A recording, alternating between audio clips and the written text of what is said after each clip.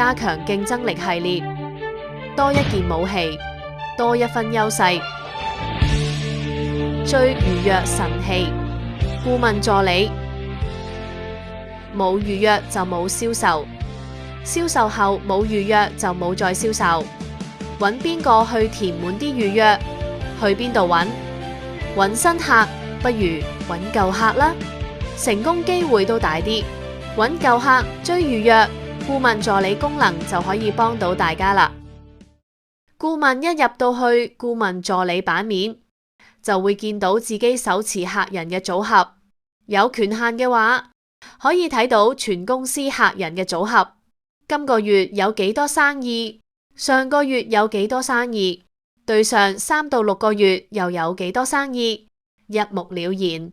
仲可以同公司比較一下，今個月同對上3個月，每個月有幾多客人到訪，佔自己組合嘅百分比，係自己嘅客人組合入面有幾多有預約，有幾多冇預約，有幾多有付款，有幾多冇付款，一睇就知道。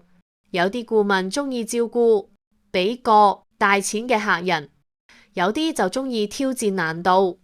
開發之前付款少嘅客人，無論你想點，按一按個數字就揾到你嘅目標客戶。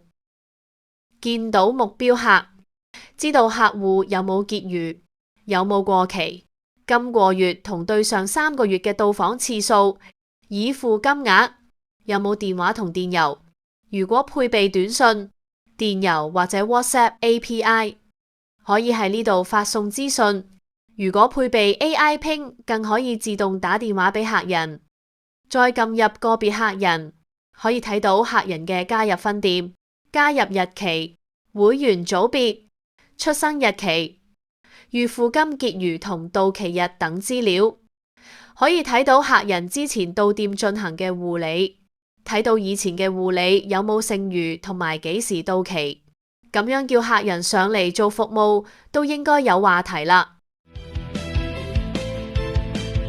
既然揾咁多預約平台幫手追預約，點解唔揾 AI Ping幫手追呢？WhatsApp 我哋啦。